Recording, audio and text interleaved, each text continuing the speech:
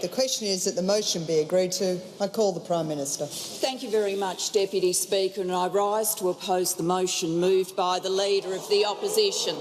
And in so doing, I say to the Leader of the Opposition, I will not be lectured about sexism and misogyny by this man. I will not. And the government will not be lectured about sexism and misogyny by this man. Not now, not ever. The Leader of the Opposition says that people who hold sexist views and who are misogynists are not appropriate for high office. Well, I hope the Leader of the Opposition has got a piece of paper and he is writing out his resignation. Because if he wants to know what misogyny looks like in modern Australia, he doesn't need a motion in the House of Representatives. He needs a mirror. That's what he needs. Let's go through the opposition leader's repulsive double standards, when it comes to misogyny and sexism.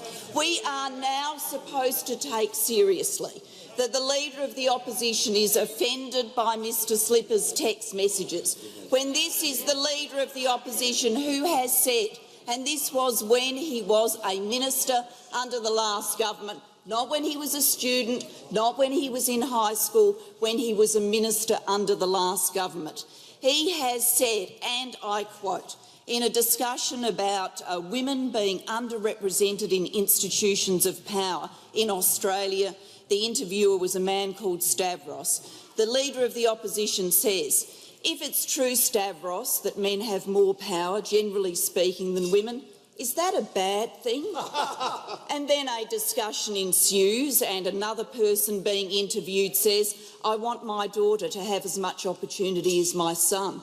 To which the Leader of the Opposition says, yeah, I completely agree. But what if men are by physiology or temperament more adapted to exercise authority or to issue command? Then ensues another discussion about women's role in modern society, and the other person participating in the discussion says, I think it's very hard to deny that there is an underrepresentation of women, to which the Leader of the Opposition says, but now there's an assumption that this is a bad thing.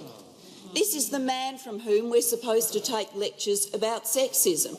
And then, of course, it goes on.